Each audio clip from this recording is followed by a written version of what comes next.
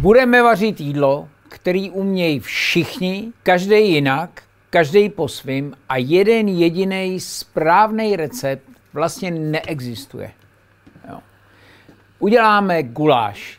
Mně chodí na můj mail desítky pozvánek ročně na to, abych přijel udělat porotu guláš festu. Zdá se, že skutečně je to věc, kterou milujou všichni. Já si vůbec netroufnu tvrdit, že ten můj postup je ten správnej. Guláš je jak díra do prdele. Každý má ten svůj, že jo? Takže, kamarádi, dáme do kastrolu rozpustit trošku sádla a samozřejmě vedou se nekonečný debaty o tom, kolik tam patří cibule. Já si myslím, že cibule tam má být hodně. Nevím, jestli platí takovej ten poměr, že se říká kilo masa, kilo cibule, to se mi zdá být trochu hodně, ale každopádně guláš bez cibule neumí udělat nikdo.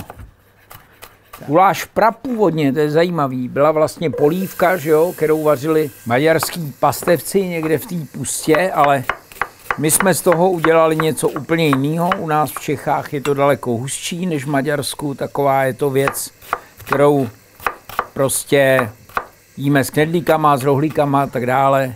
Rozpuštěný sádlo, tím sádlem úplně nešetříme. A samozřejmě to, co trvá na guláši tak strašně dlouho, nebo co se nám zdá, že trvá strašně dlouho, je ten základ, protože ten si musíš opravdu odstát, u toho musíš prostě bejt, tomu se nikdo nevyhne. Je samozřejmě dobře, když ta cibule je nakrájená pokud možno rovnoměrně, protože se celý to tajemství toho takového toho klasického tmavého hospodského guláše je v tom, že ta cibule je stejnoměrně zabarvená. Jo? K tomu se dostaneme konec konců. Guláš je samozřejmě taky trošku zkouška nervů. Jo? Jde nám o to, aby jsme tu cibuli udělali dost dobře a dost dlouho. Další nekonečná debata se vede o tom, z jakého masa se má ten guláš dělat. Ideálem je pochopitelně hovězí kliška. Já to rozkrojím, abyste viděli, jak to má vypadat. Tohle je vlastně maso, který je z toho lítka, že jo, toho hovězího a je typický tím, že je prorostlý takovejhlema šlachama. Jo. To je nejlepší maso na guláš. My ho nakrájíme na kousky, které budou mít zhruba 30 gramů každý. V klidu, v pohodě si to maso nakrájíme. Vy máte tu obrovskou výhodu, že se střihem přeneseme do fáze, kdy už ten základ bude hotový, ale skutečně počítejte s tím, že tenhle ten krok, kterým se já tady zabývám, vám zabere dobrých 20 minut vašeho drahocenného času. Maso máme, maso můžu klidně tady, když ho mám na hromádce, tak opepřit. Tak. Trvalo to, ale základ je, jak má být. My jsme si to ukázali, ta cibule musí vypadat zhruba takhle. Pro spoustu z vás už to dávno může znamenat, že je to spálený, ale tohle je taková zhruba ta barva, která opravdu v tom guláši musí být, aby to mělo nějaký prostě výraz. Jo. Já s oblibou říkám, že ta cibule musí v tom kastrole začít tak trochu jako chrastit. Jo. Hromada lidí si myslí, že barva guláše je kvůli tomu, že se tam dá hodně papriky. Vůbec to tak není. Barva guláše je vždycky o tom, jak se povede ten cibulový základ. Teď tam dáme trošku rajského protlaku.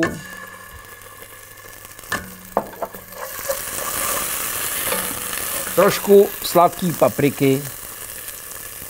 A ne moc, fakt, že ne moc, jo. Jen tak jako lehce. Rychle zarestovat, hodím tam maso. Tak. Pěkně to promícháme a zalejeme to ideálně vývarem. Teď to osolíme s citem. Budeme mít hromadu času na to, aby jsme to dochutili. Jo. Dáme tam trochu kmínu, může být klidně drcený. Necháme to zavařit hezky svižně, ať se to maso začne dusit. Teď řeknu něco, za co mě kuchařská obec usmíká samozřejmě. Klidně, když se vám povede udělat ten základ do téhle fáze a nechcete u toho trávit skutečně hodiny času, šoupněte to do tlakáče, máte to za chviličku hotový. Jo. Jediný háček je v tom, že pak to budete muset překlopit zpátky do kastrolu, abyste to dodělali pořádně.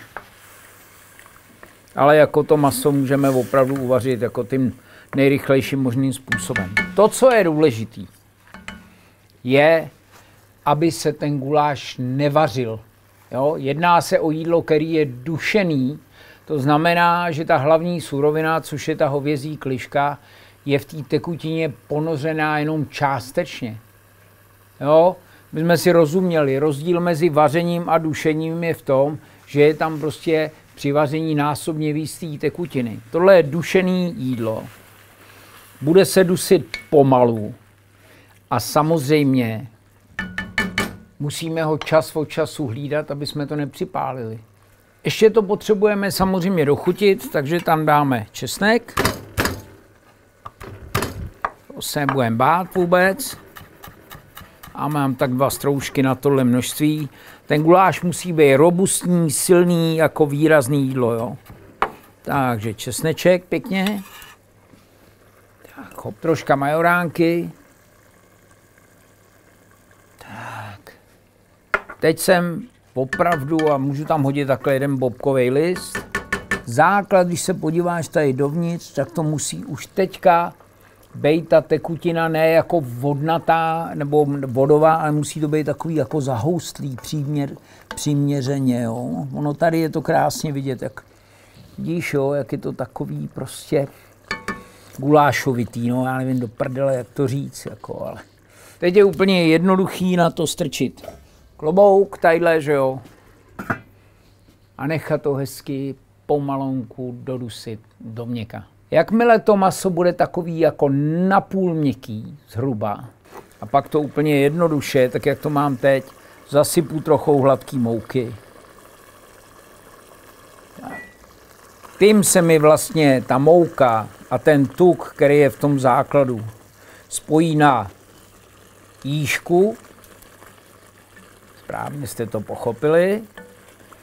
A tu jížku já tady nechám spolu malinko prorestovat.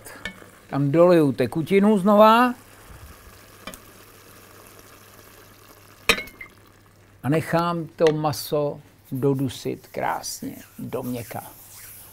Během toho dušení samozřejmě mi z toho hezky vyleze troška toho tuku z toho základu a ten guláš bude mít takzvaný glanc, což je to, co my všichni milujeme. Teďka přijde jenom ten finální momentíček, kdy